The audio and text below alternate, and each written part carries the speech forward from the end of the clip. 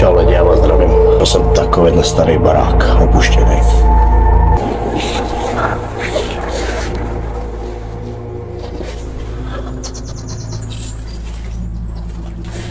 Při vstupu do domu jsem měl okamžitě divný pocity, jako by někdo mě stále sledoval.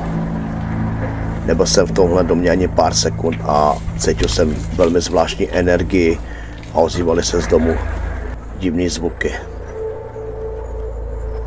Dům má za sebou velmi zvláštní historii. Je to velmi starý dům, typoval bych tak 200 až 300 let starý.